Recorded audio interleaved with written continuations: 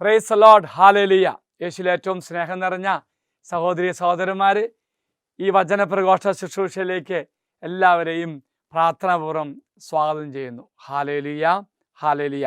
നാം ഇന്ന് ധ്യാനിക്കുന്നു, പ്രാർത്ഥിക്കുന്നു. എൻ്റെ വാക്കും പ്രവൃത്തി നിമിത്തമായിട്ട് മറ്റുള്ളവരെ ഉയർത്തണം. ഇതിന് ഏറ്റവും നല്ല മാതൃകയായി യേശുവിനെ നാം സുവിശേഷത്തിൽ കാണുന്നുണ്ട്. ആ ഒരു സുവിശേഷ ഭാഗം പ്രത്യേകിച്ച് ലൂക്കായുടെ സുവിശേഷം 7-ാം അധ്യായം 36 മുതൽ 50 വാക്യങ്ങളിൽ പാപിനിയായ സഹോദരിയെ യേശു എപ്രകാരമാണ് സ്വീകരിക്കുന്നത്, തൻ്റെ വാക്കും പ്രവൃത്തി നിമിത്തമായിട്ട് യേശു ഈ മകളെ എപ്രകാരമാണ് ഉയർത്തുന്നത് എന്ന് നമുക്ക് തിരിച്ചറിയാൻ സാധിക്കും. Praise the lord, hallelujah. എങ്കിൽ പ്രിയമുള്ള സഹോദരി സഹോദരന്മാരെ, ഈ നിമിഷം നമ്മുടെ ശുശ്രൂഷയെ ഈ ചടവക്കലേക്ക് സമർപ്പിച്ച് നമുക്ക് പ്രാർത്ഥിക്കാം. കർത്താവേ, ഈ മണിക്കൂറുകളെ നിൻ്റെ പക്കലേക്ക് സമർപ്പിച്ച് പ്രാർത്ഥിക്കുന്നു. വലിയ അഭിഷേകത്തോടുകൂടി വചനം പങ്കുവയ്ക്കുവാൻ കർത്താവേ എന്നെ സഹായിക്കണമേ. വചനം ശ്രവിക്കുന്ന എല്ലാ മക്കളെയും നിൻ്റെ അഭിഷേകത്തെ നിറയ്ക്കുവാനും വേണ്ടി പ്രാർത്ഥിക്കുന്നു. അമ്മേ മാതാവേ, ഞങ്ങളുടെ മാധ്യസ്ഥം പ്രാർത്ഥിക്കണമേ. നിത്യം പിതാവും പുത്രനും പരിശുദ്ധാത്മാവുമായ സർവേശ്വര എന്നേക്കും ആമേൻ. ഓർക്ക പ്രിയമുള്ള സഹോദരി സഹോദരന്മാരെ, ഈ സുവിശേഷ ഭാഗത്തിലേക്ക് നമ്മൾ ചിന്തിക്കുമ്പോൾ പ്രാർത്ഥിക്കുമ്പോൾ മദർ തെരേസയുടെ, വിശുദ്ധ മദർ തെരേസയുടെ വാക്കുകൾ, നീ മറ്റുള്ളവരെ വിധിക്കുമ്പോൾ അവരെ സ്നേഹിക്കുവാൻ സമയം കിട്ടില്ല. നീ വിധിക്കുമ്പോൾ നീ നിന്നെ തന്നെ അന്ധനാക്കുന്നു. എന്നാൽ സ്നേഹിക്കുമ്പോൾ നീ നിന്നെ തന്നെ പ്രകാശപൂരിതനാക്കുന്നു. പ്രിയമുള്ളവരെ, തമ്പുരാൻ്റെ മനോഭാവത്തിൻ്റെ പ്രത്യേകത അതാ. തമ്പുരാൻ ഉള്ളു കാണുന്നു, ബാഹ്യമായിട്ടുള്ളതല്ല തമ്പുരാൻ കാണുന്നത്. ആ തമ്പുരാൻ്റെ മനോഭാവത്തെക്കുറിച്ച് നമ്മൾ ആഴപ്പെട്ട് ധ്യാനിക്കാൻ പോവുക, പ്രാർത്ഥിക്കാൻ പോവുക. Hallelujah, hallelujah. 1 സാമുവേൽ 16-ാം അധ്യായം 7-ാം വാക്യത്തിൽ തമ്പുരാൻ്റെ ഈ മനോഭാവം നമ്മൾ കാണുന്നത്. കർത്താവ് സാമുവേലിനോട് കൽപ്പിച്ചു, അവൻ്റെ ആകാരവടിവോ ഉയരമോ നോക്കേണ്ട, അവനെ ഞാൻ തിരസ്കരിച്ചതാണ്. മനുഷ്യൻ കാണുന്നതല്ല കർത്താവ് കാണുന്നത്. Price the Lord. മനുഷ്യൻ കാണുന്നതല്ല കർത്താവ് കാണുന്നത്. മനുഷ്യൻ ഭാഗ്യരൂപത്തിൽ ശ്രദ്ധിക്കുന്നു, കർത്താവാകട്ടെ ഹൃദയഭാവത്തിലും. ഇത് അക്ഷരം പ്രതി ശരിയാണ് പ്രിയമുള്ളവരെ. ലൂക്കായുടെ സുവിശേഷം 7-ാം അധ്യായം 36 മുതൽ വാക്യങ്ങളിൽ ഇത് പാപിനിയായ സഹോദരി ശിമിയോൻ എന്ന വ്യക്തി യേശുവിനെ അത്താഴ വിരുന്നിന് വിളിച്ചപ്പോൾ അവിടെ വിരുന്നിൽ പങ്കെടുക്കുവാൻ വേണ്ടി വന്ന യേശുവിനെ കാണുവാൻ വേണ്ടി ഈ സഹോദരി വരികയാണ്. നമ്മൾ ഇനി കാണുന്നത് ഈ ശിമിയോനെയും മറിയത്തും നമ്മൾ താരതമ്യം ചെയ്യുമ്പോൾ എപ്രകാരമാണ് തമ്പുരാൻ ഈ പാപിനിയ സഹോദരിയെ കണ്ടുകൊണ്ട് ആ മകളെ ഉയർത്തുന്നത്, ആ മകളെ ശക്തിപ്പെടുത്തുന്നത്, ആ മകളെ പ്രോത്സാഹിപ്പിച്ചുകൊണ്ട് ആ മകൾ ആയിരിക്കുന്ന അവസ്ഥയിലേക്ക് ആ മകളെ ആക്കുന്നു. ഇതാണ് പ്രാധാന്യം പ്രിയമുള്ളവരെ. Hallelujah, hallelujah. നമ്മൾ ഈ മറിയത്തെ പറ്റി ചിന്തിക്കുമ്പോൾ, ധ്യാനിക്കുമ്പോൾ, യേശുവിൻ്റെ മരണത്തിന് ഏതാനും ദിവസങ്ങൾക്ക് മുന്നേ ബഥാനിയയിൽ വെച്ച് ഇതുപോലൊരു സഹോദരി, അത് മറിയം തന്നെയാണത്, യേശുവിൻ്റെ പാദശാളം നടത്തുകയും തൈലാഭിഷേകം നടത്തുകയും ചെയ്യുന്നുണ്ട്. ഇത് രണ്ടും വ്യത്യസ്തമായിട്ട് നമുക്ക് തിരിച്ചറിയണം. ഇത് രണ്ടും ഒന്നല്ല പ്രിയമുള്ളവരെ. ലൂക്കായുടെ സുവിശേഷത്തിൽ 7-ാം അധ്യായത്തിൽ നാം കാണുന്നത് പാപിനിയായ സഹോദരിയായിട്ടാണ്. എന്നാൽ മർക്കോസ്, മത്തായി, യോഹന്നാൻ ഈ 3 സുവിശേഷങ്ങളിലും ഇതുപോലെ പാദശാലനം കാണുന്നുണ്ട്. ആ സഹോദരി മറിയം തന്നെയാണ്. അത് ലാസറിൻ്റെ സഹോദരിയാകാൻ സാധ്യതയുണ്ട്. ആ സഹോദരി പാപിനിയായ സഹോദരി നമുക്ക് പറയാൻ സാധിക്കത്തില്ല. ഇനി രണ്ടും ഒരുപോലെയാണെന്ന് ചിന്തിക്കാനുള്ള കാരണം, രണ്ടുപേരും കർത്താവിൻ്റെ പാദശാലം നടത്തുന്നുണ്ട്. രണ്ടും നടത്തുന്നത് സഹോദരിമാരാണ്. മൂന്നാമത് 2 പാദശാലം നടക്കുന്നത് സൈമൺ എന്ന വ്യക്തിയുടെ വീട്ടിൽ വെച്ചാണ്. വ്യത്യാസം നോക്കുമ്പോൾ ആദ്യത്തെ സൈമൺ കുഷ്ഠരോഗിയാണ്, രണ്ടാമത്തെ സൈമൺ ഒരു ഫരിസേയനാണ്. ആദ്യത്തെ സഹോദരി പാപിനിയായ സഹോദരി എന്ന് പറയുന്നുണ്ട്, എന്നാൽ രണ്ടാമത്തേൽ പാപിനി എന്ന സഹോദരി എന്ന് പറയുന്നില്ല. ലാസറിന്റെ സഹോദരിയായി നമുക്ക് കാണാൻ സാധിക്കും. Praise the lord, hallelujah. ശിമിയോനെ കുറിച്ചും ഈ സഹോദരിയെ കുറിച്ചും ചിന്തിക്കുമ്പോൾ നമ്മളിവിടെ കാണുന്ന പ്രത്യേകത, ശിമിയോൻ നീതിമാനെന്ന് ചിന്തിക്കുന്നു, സഹോദരി താൻ പാപിയാണെന്ന് അംഗീകരിക്കുന്നു. ശിമയോൻ ഔപചാരികതയുടെ ഒരു ആതിഥ്യമാണ് ഈശോയ്ക്ക് കൊടുത്തത്.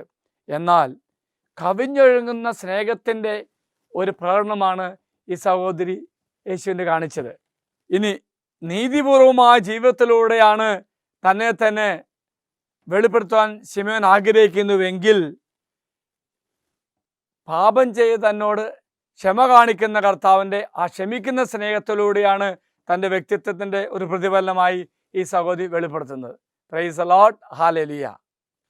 സുവിശേഷത്തിലേക്ക് ആഴപ്പെട്ടു നോക്കുമ്പോൾ ലൂക്കായുടെ സുവിശേഷം 7:36 ശിമയോൻ കർത്താവിനെ ക്ഷണിക്കുന്നു. അത് കറക്റ്റ് സ്ഥലം പറയുന്നില്ല. ഈ ശിമയോന് വലിയ വിശ്വാസമൊന്നും ഉണ്ടായിരുന്നില്ല. യേശുവിനെ ബഹുമാനിക്കുവാൻ വേണ്ടിയാണ് ശിമയോൻ വിളിക്കുന്നത്. സമ്പന്നനായിരിക്കാം, വലിയ ഭവനവും വിഭവസമൃദ്ധമായ ഭക്ഷണം ഒരുക്കിയിട്ടുണ്ട്. ആ കാലഘട്ടത്തിൽ വ്യത്യസ്ത രീതിയിലാണ് അതിഥികളെ സ്വീകരിക്കുന്നത്. ഇതൊന്നും ശിമയോൻ ഒരുക്കിയിട്ടുണ്ടായിരുന്നില്ല. കാല് കഴുകാൻ വെള്ളമോ ബേസിനോ വെച്ചിട്ടില്ല. ഒലിവ് ഓയിൽ കൊണ്ട് ശിരസിൽ അഭിഷേകം ചെയ്താണ് അതിഥികളെ സ്വീകരിക്കുന്നത്. സങ്കീർത്തനം 21:5 ആമോസിൻ്റെ 6:6 നാം ഇത് കാണുന്നുണ്ട്. അതിഥികളെ സ്വീകരിക്കുന്നു, ബഹുമാനിക്കുന്നു തൈല അഭിഷേകം ചെയ്തുകൊണ്ടാണ്. അതുപോലെ തന്നെ യേശു ഭവനത്തിലേക്ക് വന്നപ്പോൾ ശിമയോൻ യേശു ചുംബനം കൊടുത്തില്ല. 2 സാമുവേൽ 15:5 നാം കാണുന്നുണ്ട് ചുംബനം നൽകി സ്വീകരിക്കുന്നത്. ഇവിടെ യേശുവിന് ചുംബനം നൽകിയില്ല. പ്രിയമുള്ള സഹോദരി സഹോദരന്മാരെ, അപ്പോൾ ഒരു അതിഥിയായ യേശുവിനെ ശിമയോൻ സ്വീകരിക്കുന്നുവെങ്കിലും പല കാര്യങ്ങളും വീഴ്ച വരുത്തുന്ന ഒരു വ്യക്തിയായി ശിമയോനെ കാണുകയാണ്. പക്ഷേ ആദിത്യ മര്യാദയൊന്നും നോക്കാതെ തന്നെ ഹൃദയത്തെ നിറവിൽ നിന്നുകൊണ്ട് ഈ സഹോദരി യേശുവിനെ ഏറെ സ്നേഹിച്ചു. ശിമയോൻ എന്ത് കൊടുക്കാതിരുന്നോ അതെല്ലാം ഈ സഹോദരി യേശുവിന് ചെയ്തു കൊടുക്കുന്നുണ്ട്. ഉദാഹരണമായിട്ട് പ്രിയമുള്ളവരെ, തൻ്റെ കണ്ണുനീരിൻ്റെ പാദം കഴുകി. ശിമയോൻ കഴുകാൻ വെള്ളം കൊടുത്തില്ല. പക്ഷേ ഈ പാവപ്പെട്ട സഹോദരി തൻ്റെ കണ്ണുനീര് കൊണ്ട് പാദങ്ങൾ കഴുകി. വീണ്ടും തൻ്റെ തലമുടി കൊണ്ട് തമ്പുരാൻ്റെ പാദം തുടച്ചു. ശിമയോൻ കൊടുക്കാത്ത ചുംബനം ഈ മകൾ കൊടുത്തു. ആ ഒരു പ്രവൃത്തിയിലൂടെ ഈ മകള് തൻ്റെ പാപകരമായ അവസ്ഥയിൽ നിന്നും മാറുന്ന തൻ്റെ ശരീരത്തെയും തന്നെയും വിശുദ്ധീകരിക്കുന്ന ഒരു ശുശ്രൂഷയായിട്ട് ഈ സഹോദരി മാറ്റുക. ഇതാണ് പ്രിയമുള്ളവരെ, പാപിനിയാണെന്ന് പറഞ്ഞുകൊണ്ട് സമൂഹം മാറ്റിവെക്കാൻ ശ്രമിച്ചപ്പോൾ ആ വ്യക്തിയെ കണ്ടുകൊണ്ട്, ആ വ്യക്തിയെ ഉള്ളു കണ്ടുകൊണ്ട്, നാം കാണുന്ന കണ്ടുകൊണ്ടല്ല തമ്പുരാൻ കണ്ടത്, ആ മകളുടെ യഥാർത്ഥ അവസ്ഥ കണ്ടുകൊണ്ട് ആ മകളെ സ്നേഹിച്ചുകൊണ്ട് ആ മകളെ അംഗീകരിക്കുന്നുണ്ട്. അതുകൊണ്ടാണ് തമ്പുരാൻ ആ മകളോട് പറയുന്നുണ്ട്, നിന്റെ പാപങ്ങൾ ക്ഷമിക്കപ്പെട്ടിരിക്കുന്നു, നീ പോയിക്കോ. നോക്ക് പ്രിയമുള്ള സഹോദരി സഹോദരന്മാരെ, ഒരുപക്ഷെ ഈ മകള് ഒരു പാപം ചെയ്ത് ജീവിച്ച വ്യക്തിയാകാം, ഏതായാലും പൊതുവായിട്ട് പാപം ചെയ്ത വ്യക്തിയാകാം. ആ കാലഘട്ടത്തിൻ്റെ നിയമം അനുസരിച്ച് നിയമാവർത്തന പുസ്തകവും ലേവ്യരുടെ പുസ്തകത്തിലും നമ്മൾ വായിക്കുന്നുണ്ട്, വ്യഭിചാരിണിയാണ് കല്ലെറിഞ്ഞു കൊല്ലണം, വേശ്യയാണെങ്കിൽ കല്ലെറിയേണ്ട. സ്വാഭാവികമായിട്ടും ധാർമ്മികമായിട്ട് ഒന്നും ഉയർത്തിപ്പിടിക്കാനില്ലാത്ത മകള് ഈ ശിമയോന്റെ വീട്ടിലേക്ക് വന്നത് തന്നെ വിശുദ്ധീകരിക്കുവാനും തൻ്റെ ഗുരുവിനോടൊപ്പം ശിഷ്ടമായ ജീവിതം നയിക്കുവാനും ആയിരിക്കാം. അതുകൊണ്ടാണ് കർത്താവ് ആ മകളെ കണ്ടത്, ആ മകളുടെ ഉള്ളു കണ്ടത്, ആ മകളുടെ ആ മനോഭാവം കണ്ടത്, യേശുവിനെ ശുശ്രൂഷിച്ച ആ മകളുടെ നല്ല മനസ്സ് കണ്ടത്. അതുകൊണ്ട് കർത്താവ് എന്ത് പറഞ്ഞു? നീ പൊക്കോ, നിന്റെ വിശ്വാസം നിന്നെ രക്ഷിച്ചിരിക്കുന്നു, ഇനി പാപം ചെയ്യരുത്. പ്രിയമുള്ളവരെ, ആ തമ്പുരാൻ്റെ മനോഭാവം, തമ്പുരാൻ്റെ വാക്കും, നന്മ കാണുവാനുള്ള തമ്പുരാൻ്റെ പ്രവൃത്തിയും, ഇതാണ് പ്രിയമുള്ളവരെ ഏറ്റവും പ്രധാനപ്പെട്ടത്. ശിമയോനെ പോലെ കുറ്റപ്പെടുത്തുവാനോ മാറ്റിവെക്കുവാനല്ല കർത്താവ് ശ്രമിച്ചത്, മറിച്ച് എന്നെ ഞാൻ ആയിരിക്കുന്ന അവസ്ഥ കണ്ടുകൊണ്ട് എന്നെ ഉയർത്തുവാനും ശക്തിപ്പെടുത്തുവാനും ദൈവത്തിന് സാധിച്ചു. Hallelujah, hallelujah. വാക്കിൻ്റെ ശക്തിയാണ്, പ്രവൃത്തിയുടെ ശക്തിയാണ്, ജീവിതത്തിൻ്റെ സ്വാധീനമാണ് മറ്റു മക്കളെ സഹായിക്കുന്നത്. ഞാൻ ഏതവസ്ഥയിലാണെങ്കിലും, മറ്റുള്ളവർ ഏതവസ്ഥയിലാണെങ്കിലും അവരവസ്ഥയിലേക്ക് ഇറങ്ങിച്ചെന്നുകൊണ്ട് അവരെ നമ്മൾ സഹായിക്കുമ്പോൾ എൻ്റെ വാക്ക്, എൻ്റെ പ്രവൃത്തി അവർക്ക് ശക്തിയായി മാറും, ഒരു പോസിറ്റീവ് എനർജിയായി മാറും, അവർ ജീവിതത്തിൽ വലിയ മാറ്റത്തെ നിമിഷമായി മാറും. സ്വാഭാവികമായിട്ടും പ്രിയമുള്ളവർ, ഈ മകള് ജീവിതത്തിൽ പിന്നെ പാപത്തിലേക്ക് പോയിട്ടുണ്ടാകത്തില്ല. ഈ മകള് തമ്പുരാൻ്റെ ചേർന്ന് നിന്നുകൊണ്ട് പിന്നെ എല്ലാത്തരം ശുശ്രൂഷയ്ക്ക് തമ്പുരാനോട് തോളോട് ചേർന്ന് നിന്നുകൊണ്ട് ആ മകൾ തീർച്ചയായിട്ടും ശുശ്രൂഷ ചെയ്തിട്ടുണ്ടാകും. Price the lord, hallelujah. ഈ സമയത്താണ് അച്ഛൻ്റെ മനസ്സിലേക്ക് ഫോറസ്റ്റ് ഗംപ് എന്ന ഒരു മൂവി മനസ്സിലേക്ക് കടന്നു വരുന്നത്. ഈ മൂവിയുടെ കഥ പറയാൻ കാര്യം ഇതാണ്. 1994 6 ഓസ്കാർ പുരസ്കാരം ലഭിച്ച മനോഹരമായ ഒരു മൂവിയാണ്. ഈ ഗംഭിൻ്റെ ജീവിതം അവിടെ മനോഹരം ചിത്രീകരിക്കുന്നുണ്ട്.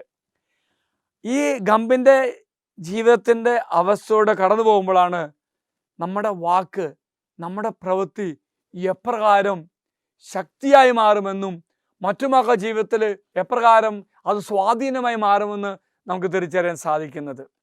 മനോഹരമായ ഒരു മൂവിയാണ്. ഈ മൂവിയുടെ ചുരുക്കം എന്ന് പറയുന്നത് വളരെ പോസിറ്റീവ് എനർജി വരുന്ന, ഏതവസ്ഥയിൽ നിന്നും എനിക്ക് കുതിച്ചു വരുവാൻ, സ്വപ്നം കാണുന്നേക്കാൾ അപ്പുറമായിട്ടും എൻ്റെ ദൈവത്തിനെ ഉയർത്താൻ സാധിക്കുമെന്ന് വലിയ പ്രചോദനം നൽകുന്ന ഒരു മൂവിയാണ്. ഈ ഗംഭിന് അപ്പച്ചനില്ല, ഈ മകന് അമ്മച്ചി മാത്രം. വളരെ പ്രയാസപ്പെട്ട് വളർത്തുക. പക്ഷെ കൊച്ചിൻ്റെ പ്രത്യേകത എന്ന് പറയുമ്പോൾ തന്നെ നടക്കാൻ പോലും പറ്റാത്ത അവസ്ഥയാണ്. അമ്മയുടെ സപ്പോർട്ട് വേണം. പക്ഷെ അമ്മയ്ക്ക് നിർബന്ധമുണ്ട്, എൻ്റെ കുഞ്ഞ് വളർന്നു വലുതാകണം, എന്ത് വില കൊടുത്താണെങ്കിലും. അപ്പോൾ ഇങ്ങനെ വളരെ പോസിറ്റീവ് ആയിട്ട് എപ്പോഴും പറയും. അടുത്ത ഘട്ടം കാണുന്നത്, ഈ കുട്ടീനെ സ്കൂളിൽ ചേർക്കാൻ കൊണ്ടുപോവുക. അവ ചെന്നപ്പോൾ അധ്യാപകൻ പറഞ്ഞു, അവൻ്റെ IQ ടെസ്റ്റൊക്കെ നടത്തി കഴിഞ്ഞപ്പോൾ പറഞ്ഞു, ഇവനൊന്നും ഈ സ്കൂളിൽ പഠിപ്പിക്കാൻ പറ്റത്തില്ല, നോർമൽ കുട്ടിയല്ല എന്ന് പറഞ്ഞു. കുറേ കാര്യം പറയുന്നുണ്ട്. അമ്മ തളർന്നില്ല, മകന് ശക്തിയായി മാറുക. എന്നിട്ട് അമ്മ പറയുന്നൊരു വാക്യമുണ്ട്, മോനെ നീ ആരിലേക്കാൻ താഴെയല്ല, നീ ഒരു നോർമൽ കുട്ടിയാണ്. അതാണ് അമ്മയുടെ ആ ഒരു വാക്ക്, ശക്തിയായി മാറുകയാണ്. ആ സ്കൂളിൽ പോകുന്നുണ്ട്. ഇനി ആദ്യ ദിവസം തന്നെ വളരെ വേദനാജനമായ അനുഭവത്തിലും കടന്നു പോകുന്നുണ്ട്. അമ്മയുമായിട്ട് നടന്നു പോകുക. അപ്പോൾ ഇങ്ങനെ തേങ്ങി പോകുന്നു, നടക്കാൻ പോലും പറ്റാത്ത അവസ്ഥയാണ്. സ്കൂൾ ബസ് വന്നു നിൽക്കുന്നു, ഇവനെ ബസ്സിൽ പ്രവേശിക്കുന്നു. അപ്പോൾ തന്നെ ആ ബസ് ഓടിക്കുന്ന വ്യക്തി പോലും ഇവനെ അങ്ങോട്ട് അംഗീകരിക്കുന്നില്ല. ആ ചേട്ടൻ പിന്നിലേക്ക് പോകുന്നു, ഇരിക്കാൻ പോകുന്നുണ്ട്, ആരും സീറ്റ് കൊടുക്കുന്നില്ല. ആ സമയത്ത് ജെന്നി എന്ന കൊച്ചുകുട്ടി ഇവന് സീറ്റ് കൊടുക്കുന്നു. അത് സൗഹൃദത്തിൻ്റെ ആരംഭമാണ്. പിന്നീട് നാം കാണുന്നത്, ഈ ജെന്നിയുടെ വാക്കും പ്രവൃത്തിയും ഇവനിൽ എത്രമാത്രം മാറ്റം വരുന്നു നാം കാണുന്നുണ്ട്. ഇവർ ഒരുമിച്ച് എപ്പോഴും നടക്കും, കൊച്ചുകുട്ടികൾ. ആ ദേശത്തിൻ്റെ സംസ്കാരമാണ്. അമേരിക്കയിലെ അൽബാമ സ്ഥലത്ത് നടന്ന സംഭവമായിട്ടാണ് ചിത്രീകരിക്കുന്നത്. അപ്പോൾ അവരുടെ സംസ്കാരം അനുസരിച്ച് ഈ രണ്ട് കുട്ടികൾ ഇങ്ങനെ ഒരുമിച്ച് നടക്കും. പ്രിയമുള്ളവർ, ഗംഭിൻ്റെ ജീവിതത്തിൽ വളരെ ശക്തമായൊരു ടേണിംഗ് പോയിൻ്റായിട്ട് കാണുന്നത്, ഈ ജെന്നിയും ഗംഭും കൂടി നടന്നു പോകുന്നു. കൊച്ചുകുട്ടികളാ. ആ സമയത്ത് 3 വികൃതി കുട്ടികൾ വന്ന് നമ്മുടെ ഗംഭിനെ കല്ലുവെച്ചെറിയ മുഖത്തേക്ക് കൊള്ളുകയാണ്. ആ കൊച്ചു വീഴുന്നു. ആ സമയത്ത് ഈ ജെന്നി പിടിച്ചുയർത്തുന്നുണ്ട്. പ്രിയമുള്ളവരെ, സ്നേഹത്തിന്, സ്വാതന്ത്ര്യത്തിന് സ്പർശനമായിട്ട് ഈ കൊച്ചു പിടിച്ചുയർത്തുന്നു. ആ കൊച്ചു നിസ്സഹായാവസ്ഥയാണ്. ആ സമയത്ത് ഇവണ്ട് പറയുന്നുണ്ട്, ഗംബ് ഓടു, റൺ. ആ ഓട്ടം ഓടുകയാണ്. ആ ഓട്ടത്തിൽ പ്രിയമുള്ളവരെ, ശക്തി സ്വീകരിച്ചുകൊണ്ട് അവൻ്റെ ഓട്ടം, ഈ ജെന്നിയുടെ സ്പർശനം അനുഗ്രഹത്തിൻ്റെ ഒരു നിമിഷമായി നമുക്ക് കാണാൻ സാധിക്കും. ദൈവത്തെ ഇടപെടൽ പോലെയാണ് അത്. അതാണ് വാക്കിനും പ്രവൃത്തിയും ശക്തി എന്ന് പറയുന്നത്. ഇവനിങ്ങനെ ശക്തമായിട്ട് ഓടുക. ആ സമയത്ത് ആദ്യം ഓടാൻ പറ്റുന്നില്ല. പക്ഷെ 3 പിള്ളേർ ഈ കൊച്ചിൻ്റെ പുറകെ വരികയാണ്. അപ്പോൾ വേഗത്തോടാൻ നോക്കുന്നുണ്ട്. ആ ഓട്ടത്തിൻ്റെ ഇടയ്ക്ക് നടക്കാൻ സപ്പോർട്ട് ഉണ്ടായിരുന്ന ഓരോന്നിങ്ങനെ പോകുന്നുണ്ട്. അവസാനം ശക്തമായിട്ട് ഈ കൊച്ച് ഓടുകയാണ്. പിന്നീട് നമ്മൾ കാണുന്നത്, ജെന്നിയുടെ സപ്പോർട്ടുണ്ട്. ഓരോ ഘട്ടം ഘട്ടമായി ഇവൻ ഉയരുന്നു, വലിയ സ്പോർട്സുകാരനാകുന്നു, വലിയ ഫുട്ബോളറാകുന്നു, പട്ടാളത്തിൽ ചേരുന്നു.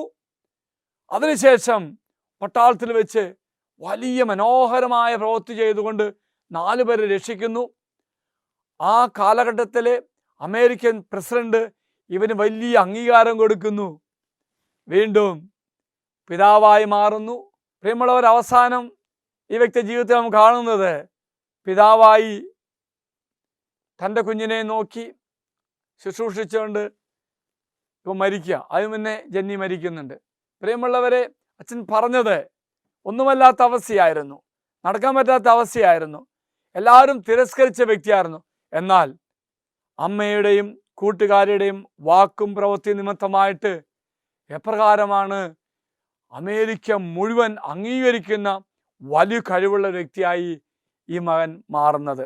Price the lord, hallelujah. യേശുവിൽ ഏറ്റവും പ്രിയമുള്ളവരെ, ദൈവകാരുണ്യം ഏറെ അനുഭവിച്ച നാം നടന്നുപോയ വഴികൾ ഒരിക്കലും മറക്കരുത്. വിശുദ്ധ പൗലോസ്ലീഹ എപ്പോഴും പറയുന്നൊരു കാര്യമുണ്ട്, ഞാനിപ്പോൾ എന്താണ്? ആ ദൈവത്തിൻ്റെ കാരുണ്യമാണ്. അപ്പോൾ എന്നെ ഉയർത്തിയത്, എന്നെ ശക്തിപ്പെടുത്തിയത് എൻ്റെ ദൈവമാണെങ്കിൽ, ആ ദൈവമാണ് എന്നെ ഈ ഒരു അവസ്ഥയിലാക്കിയെങ്കിൽ, പ്രിയമുള്ളവരെ, മറ്റുള്ളവരെയും ദൈവം ഉയർത്തും. ദൈവത്തിൻ്റെ ഉപകരണമായി ഞാൻ മാറണം. അപ്പോഴാണ് കർത്താവ് നമ്മെ അനുഗ്രഹിക്കുന്നത്. Praise the lord, hallelujah. പ്രിയമുള്ളവരെ, നാം എന്തെങ്കിലും ആണെങ്കിൽ ആ ദൈവകൃപയിലാണ്. നമ്മളൊന്ന് ഓർത്ത് നോക്കിയേ. പ്രിയമുള്ളവരെ, ഞാൻ പലപ്പോഴും ഓർക്കാറുണ്ട്, ഇപ്പോൾ ഞാനിവിടെ വചനം പങ്കുവയ്ക്കുന്നത്, എനിക്ക് ഉന്നതമായ വിദ്യാഭ്യാസം കിട്ടിയത്, പലതരത്തിലും എനിക്ക് ഉയരാൻ പറ്റിയത് എന്തുകൊണ്ടാണ്? ഞാൻ കപ്പൂച്ചൻ വൈദ്യനായതുകൊണ്ടാണ്. അതെനിക്ക് അഭിമാനിക്കുക ഒന്നുമില്ല, ദൈവത്തിൻ്റെ കാരുണ്യമാണ്. ഈ ഒരു അവസ്ഥ എൻ്റെ മനസ്സിലേക്ക് കടന്നു വരുമ്പോൾ ഞാൻ ആരെക്കുറിച്ച് നെഗറ്റീവ് പറയത്തില്ല. ഞാൻ എല്ലാവരും ഉയർത്താൻ നോക്കുള്ളൂ. എന്നാൽ കർത്താവ് എന്നെ ഉയർത്തിയെങ്കിൽ ഞാൻ മറ്റു മക്കളെ ഉയർത്തുവാൻ വേണ്ടി ഞാൻ തമ്പുരാൻ്റെ ഉപകരണമായി, ശക്ത ഉപകരണമായി മാറണം. എനിക്കത് അഭിമാനിക്കണം ഒന്നുമില്ല. അതാണ് ഗലാത്യ ലേഖനം 6-14 നാം വായിക്കുന്നത്, നമ്മുടെ കർത്താവായ യേശു ക്രിസ്തുവിൻ്റെ കുരിശിലല്ലാതെ മറ്റൊന്നിലും മേന്മ ഭാവിക്കാൻ എനിക്കിടയാകാതിരിക്കട്ടെ. അവനെ പ്രതി ലോകം എനിക്കും ഞാൻ ലോകത്തിനും ക്രൂശിക്കപ്പെട്ടിരിക്കുന്നു. Price the Lord. അപ്പോൾ യേശുവുമായിട്ട് ഒന്നായി തീർന്ന് അവൻ തന്നത് മാത്രമേ എനിക്കുള്ളൂ, അവനോടൊപ്പം ഞാൻ ക്രൂശിക്കപ്പെട്ട വ്യക്തിയാണ്. ആ ഒരു ചിന്ത വരുമ്പോൾ കർത്താവിനെ ഉയർത്തും, എന്നെ ശക്തിപ്പെടുത്തും. Praise the lord, hallelujah. എനിക്ക് പൗലോസ് പറയുന്ന പോലെ ഒന്നിൽ മേന്മ ഭാവിക്കാൻ ഇടവരുത്താതിരിക്കട്ടെ എന്ന് പ്രാർത്ഥിക്കണം. Hallelujah, hallelujah. യെരമ്യാ പ്രവാചന പുസ്തകം 9-ാം 21-24 ഇത് തന്നെയാണ് വായിക്കുന്നത്. കർത്താവ് അരുളിച്ചെയ്യുന്നു, ഞാനിതെൻ്റെ ജ്ഞാനത്തിൽ അഹങ്കരിക്കാതിരിക്കട്ടെ. ജ്ഞാനം തന്ന കർത്താവാ, എനിക്കെന്താ അഹങ്കരിക്കാനുള്ളത്? ബലവാൻ തൻ്റെ ബലത്തിൽ പ്രശംസിക്കാതിരിക്കട്ടെ. സമ്പന്നൻ തൻ്റെ സമ്പത്തിൽ വലിപ്പം ഭാവിക്കാതിരിക്കട്ടെ. പ്രശംസിക്കുന്നവൻ ഞാൻ ഭൂമിയിൽ കരുണയും ന്യായവും നീതിയും പുലർത്തുന്ന കർത്താവാണെന്ന അറിവിൽ പ്രശംസിക്കട്ടെ. ഇതാണ് പ്രിയമുള്ളവർ, ഞാൻ എന്താണോ, ശക്തിയുണ്ടോ, കഴിവുണ്ടോ, സമ്പത്തുണ്ടോ, അതെല്ലാം ദൈവം തന്നതാണെന്നുള്ള ചിന്തയിൽ മാത്രം നീ മുന്നേറുക. ഇതിലാണ് ഞാൻ ആനന്ദിക്കുന്നതെന്ന് കർത്താവ് അരുളിച്ചെയ്യുന്നു. അപ്പോൾ കർത്താവ് പറയാണ്, ഞാൻ നിനക്കിതെല്ലാം തന്നു, നീ അഭിമാനിക്കുന്നുവെങ്കിൽ ഓർക്കുക പ്രിയമുള്ളവരെ, ഇതെല്ലാം തന്ന ദൈവത്തെക്കുറിച്ചാണ്, ഇതെല്ലാം തന്ന ദൈവത്തിലാണ് നീ ആഹ്ലാദിക്കേണ്ടത്, നീ നന്ദി പറയേണ്ടത്. Praise the lord, hallelujah, hallelujah. ജോബിൻ്റെ പുസ്തകം 31-ാം 24 വാക്യങ്ങളിൽ കർത്താവ് പറയുന്നുണ്ട്, ഇങ്ങനെ കർത്താവ് നിന്നെ ഉയർത്തിയെങ്കിൽ, ഒന്നുമല്ലായ്മയെന്നും കർത്താവ് നിന്നെ ഉയർത്തിയപ്പോൾ നീ ഇതിൽ അഹങ്കരിച്ചുവെങ്കിൽ എന്തായിത്തീരുമെന്നാണ് ജോബിൻ്റെ പുസ്തകം 31-ാം 24 പറയുന്നത്. സ്വർണമായിരുന്നു എൻ്റെ ആശ്രയമെങ്കിൽ, തങ്കത്തിൽ എൻ്റെ പ്രത്യാശ അർപ്പിച്ചിരുന്നുവെങ്കിൽ, എൻ്റെ സമ്പത്ത് വലുതായിരുന്നു കൊണ്ടോ എൻ്റെ കൈകളിൽ ഏറെ ധനം വന്നു ചേർന്നുകൊണ്ടോ ഞാൻ ആനന്ദിച്ചിരുന്നുവെങ്കിൽ.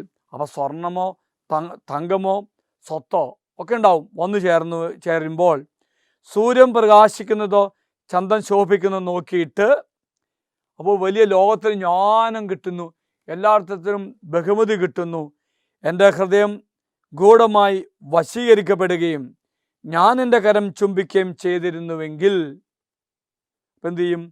അതും ന്യായാധിപന്മാർ ശിക്ഷ വിധിക്കേണ്ട ഒരു കുറ്റമാവുമായിരുന്നു. അത്രമാത്രം നിനക്ക് കിട്ടിയതെല്ലാം നിന്റെ കഴിവുകൊണ്ടാണെന്നും നിന്റെ ശക്തി കൊണ്ടാണെന്നും നീ ചിന്തിക്കുന്നുവെങ്കിൽ, അത് അഹങ്കരിക്കുന്നെങ്കിൽ വലിയ കുറ്റമാണെന്നാണ് കർത്താവ് പറയുന്നത്. അത് ഉന്നതമായ ദൈവത്തെ തിരസ്കരിക്കലുമാകുന്നു. ഇതാണ് പ്രിയമുള്ള പ്രധാനപ്പെട്ടത്. അതായത് എന്നെ കർത്താവ് എല്ലാ തരത്തും ഉയർത്തിയെങ്കിൽ എനിക്കെല്ലാം തന്നുവെങ്കിൽ അഹങ്കരിക്കാൻ ഒന്നുമില്ല. ദൈവത്തിൻ്റെ ദാനമായി മാത്രം നാം കരുതുക. അപ്പോൾ എന്തു ചെയ്യും പ്രിയമുള്ളവരെ? മറ്റു വ്യക്തികൾ ഏതവസ്ഥയാണെങ്കിലും നാം ആ അവസ്ഥയിലേക്ക് ഇറങ്ങിച്ചെന്നുകൊണ്ട് തമ്പുരാനെ പോലെ കൈപിടിച്ചുയർത്തും. ഒരു ഫരിസേയനെ പോലെ മാറി നിന്ന് വിമർശിക്കത്തില്ല.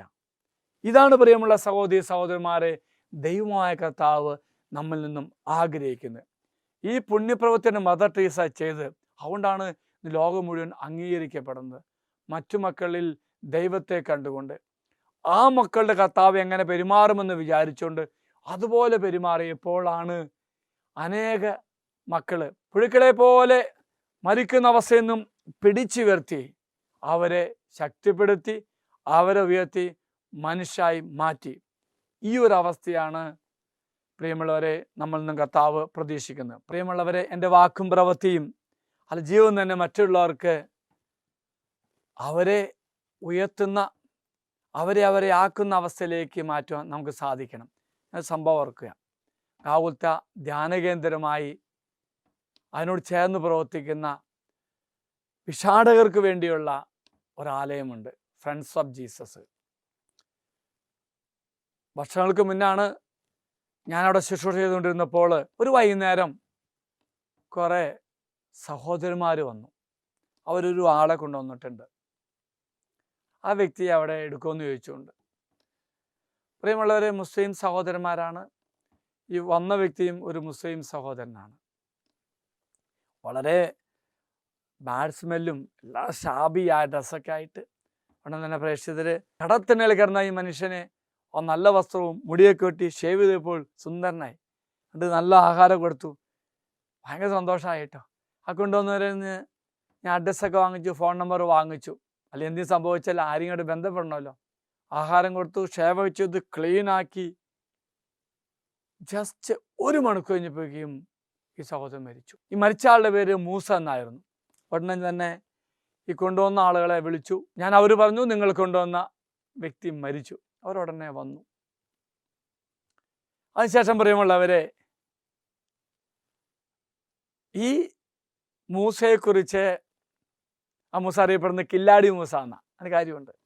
ഈ മൂസയെക്കുറിച്ച് ഈ കൊണ്ടുവന്നവർ പറഞ്ഞ കാര്യം ഓർക്കുക. മൂസ ഭാഗ്യമുള്ളവനാ. 1 മണിക്കൂർ കഴിഞ്ഞിട്ടാണ് ഞങ്ങൾ കാണുന്നതെങ്കിൽ അവനിവിടെ എത്തിക്കാൻ പറ്റുകയില്ലായിരുന്നു. എന്നാൽ അവനെ കൊണ്ടുവരുവാനും കുളിപ്പിക്കുവാനും നല്ലൊരു വ്യക്തിയെ പോലെ മരിക്കുവാനും അവന് സാധിച്ചല്ലോ എന്ന്. അവർ പിന്നെ ഡെഡ് ബോഡിയായിട്ട് പോയി. അതിനുശേഷം പ്രിയമുള്ളവരെ, ഞാൻ ചിന്തിച്ചു, അവസാന നിമിഷം ഈ വ്യക്തിയോട് ദൈവം കാരുണ്യം കാണിച്ചല്ലോ എന്ന്. അപ്പോൾ ഞാൻ ഈ വ്യക്തിയെക്കുറിച്ച് അന്വേഷിച്ചു. കേച്ചയുടെ ഒരു കടത്തിണ്ണയിൽ ഈ വ്യക്തി എപ്പോഴും ഉണ്ടാവും. അപ്പോൾ അടുത്തുള്ള എൻ്റെ പ്രേക്ഷിത സഹോദരിമാർ ചോദിച്ചപ്പോൾ അവർ പറഞ്ഞു, ബെന്നിച്ചോ, ആ മനുഷ്യൻ ഭയങ്കര മോശപ്പെട്ട വ്യക്തിയാണ്.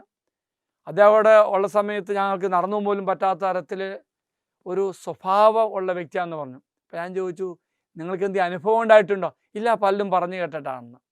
ഈ വ്യക്തിയെക്കുറിച്ച് മരിച്ചു കഴിഞ്ഞ് പിറ്റേ ദിവസം മനോഹരമായ ഒരു കവിത അവിടെ ഒരു ബാനറിൽ എഴുതി വച്ചിരിക്കുന്നത് കണ്ടു. അതായത്, മൂസേ നീ ഭാഗ്യമുള്ളവനാണെന്ന് പറഞ്ഞുകൊണ്ട് മനോഹരമായൊരു കവിത. അപ്പോൾ അന്വേഷിച്ചു, ഈ മൂസയുടെ സ്വഭാവം എങ്ങനെയായിരിക്കുമെന്ന്. ഈ വ്യക്തി മോശക്കാരനാണെന്ന് പറയുന്ന വ്യക്തികളൊന്നും ഈ വ്യക്തിയെ കണ്ടിട്ടില്ല, ഈ വ്യക്തിയുമായിട്ട് അടുത്ത് ഇടപഴകിയിട്ടില്ല. പക്ഷേ ഈ വ്യക്തിയെക്കുറിച്ച് അന്വേഷിച്ചപ്പോൾ ഒരു കാര്യം എനിക്ക് മനസ്സിലായി. ഈ മൂസയെ പോലെ കുറേ പേർ അവിടെ ഉണ്ട്. അവിടെ വലിയൊരു കല്യാണ മണ്ഡപമുണ്ട്. അവിടെ വിവാഹത്തിൻ്റെ ആഘോഷം കഴിയുമ്പോൾ മൂസ അവിടെ ചെല്ലും. അവിടെ നിന്ന് ആഹാരം കളക്ട് ചെയ്യും. എന്നിട്ട് ഇദ്ദേഹം തന്നെ പോലെയുള്ള മക്കൾക്ക് അത് വിതരണം ചെയ്യും. പിറ്റേ ദിവസം കഴിക്കാൻ വേണ്ടി മാറ്റി വയ്ക്കത്തില്ല. അവർക്കെല്ലാം കൊടുത്തതിന് ശേഷമാണ് ഇദ്ദേഹം കഴിക്കുന്നത്. പ്രിയമുള്ളവരെ, പലപ്പോഴും നമ്മൾ നമ്മുടെ വാക്ക് പ്രവൃത്തി നിമിത്തമായിട്ട് പലരും മാറ്റിവെക്കുന്നു. യേശു അങ്ങനെയല്ല ചെയ്തത്. അവരെ വിധിക്കാതെ അവരവസ്ഥ തിരിച്ചറിഞ്ഞുകൊണ്ട് അവരെ കൈപിടിച്ച് ഉയർത്തി. പ്രിയമുള്ള സഹോദരി സഹോദരന്മാരെ, മൂസയെ പോലെ 1000 പേരെ നമുക്ക് കൈപിടിച്ചുയർത്താൻ സാധിക്കും. എപ്പോഴാണ്? നമ്മുടെ പ്രിയപ്പെട്ട മദർ തെരേസ പറഞ്ഞതുപോലെ, ഞാൻ വിമർശിക്കുമ്പോൾ എൻ്റെ ഉള്ളിൽ പ്രകാശം അടഞ്ഞു പോകും, പ്രകാശം കെട്ടുപോകും. എന്നാൽ ഞാൻ നന്മ കാണുമ്പോൾ എൻ്റെ ഉള്ളിൽ വലിയൊരു വെളിച്ചം അനേക മക്കൾ കാണും. ആ വെളിച്ചത്തിൽ നമ്മെ തന്നെ വിശുദ്ധീകരിക്കുന്ന വെളിച്ചമായി മാറുമ്പോൾ അത് അനേകർക്ക് പ്രകാശമായി നാം മാറുകയും ചെയ്യും. പ്രിയമുള്ള സഹോദരി സഹോദരന്മാരെ, മദർ തെരേസയുടെ വാക്കുകൾ ഓർക്കാം. നീ മറ്റുള്ളവരെ വിധിക്കുമ്പോൾ അവരെ സ്നേഹിക്കാൻ സമയം കിട്ടത്തില്ല. വിധിച്ചാൽ സ്നേഹിക്കാൻ സമയം കിട്ടത്തില്ല. ഈ മൂസ ആ വ്യക്തിയെ വെറുത്തു വലരും. ആ വ്യക്തിയുടെ വേഷത്തിൻ്റെ അവസ്ഥയോ അല്ലെങ്കിൽ ശരീരഭാഷ എന്തുമായിക്കോട്ടെ, അപ്പോൾ ആ അവസ്ഥയിൽ ആ വ്യക്തി ആർക്കും സ്നേഹിക്കാൻ പറ്റിയില്ല. എന്നാൽ ഈ മൂസയെ വിധിച്ചപ്പോൾ നമ്മെ തന്നെ വിധിച്ചത് പ്രിയമുള്ളവരെ. എന്നാൽ നാം ആ വ്യക്തിയെ സ്നേഹിക്കുമ്പോൾ നമ്മെ തന്നെയാണ് സ്നേഹിക്കുന്നത്. അതിനുശേഷം പ്രിയമുള്ളവരെ, ആ ഡെഡ് ബോഡി കൊണ്ടുപോയ വ്യക്തികൾ പറഞ്ഞു, ഈ ആലയവും ഇവിടുത്തെ അന്തേവാസികളും അനുഗ്രഹമുള്ളവരാണെന്ന്. പ്രിയമുള്ളവരെ, മറ്റു മക്കളെ സ്വീകരിക്കുമ്പോൾ അവർക്ക് പ്രകാശമായി മാറാൻ നമുക്ക് സാധിക്കുമ്പോൾ അനേകർക്കത് പ്രകാശമായി മാറും. പ്രകാശം പ്രതിഫലിപ്പിക്കുന്ന വ്യക്തികളായി നമുക്ക് മാറാൻ സാധിക്കുകയും ചെയ്യും. മറക്കരുത് പ്രിയമുള്ള സഹോദര സഹോദരി, മറ്റുള്ളവരെ ദൈവം കാണുന്ന പോലെ കാണുമ്പോൾ അവരെ അംഗീകരിക്കുവാനും കൈപിടിച്ചുയർത്താനും നമുക്ക് സാധിക്കും. ദൈവം എല്ലാവരെയും അനുഗ്രഹിക്കട്ടെ എന്ന് പ്രാർത്ഥിക്കുന്നു. വചനമോർക്ക പ്രിയമുള്ളവരെ, ദൈവം ബാഹ്യമായതല്ല കാണുന്നത്. എൻ്റെ ഉള്ളിൻ്റെ ഉള്ളിൽ കാണുന്ന കർത്താവ്, എൻ്റെ അവസ്ഥ തിരിച്ചറിയുന്ന കർത്താവ്, ഏതവസ്ഥയിൽ നിന്നും എന്നെ കൈപിടിച്ച് ഉയർത്തി എന്നെ ശക്തിപ്പെടുത്തി വളർത്തുന്ന എൻ്റെ കർത്താവ്. ദൈവം എല്ലാവരും അനുഗ്രഹിക്കട്ടെ എന്ന് പ്രാർത്ഥിക്കുന്നു. പരിശുദ്ധ കന്യാമറിയം എല്ലാവർക്കും മാധ്യസ്ഥം പ്രാർത്ഥിക്കട്ടെ. നമ്മുടെ കർത്താവായ ഈശോ മിശിഹായുടെ കൃപയും പിതാവായ ദൈവത്തിൻ്റെ സ്നേഹവും പരിശുദ്ധാത്മാവിന്റെ സഹവാസവും നാം എല്ലാവരോടും കൂടെ ഉണ്ടായിരിക്കട്ടെ, ഇപ്പോഴും എപ്പോഴും എന്നേക്കും. ആമേൻ. Praise the lord. ഹല്ലേലൂയ.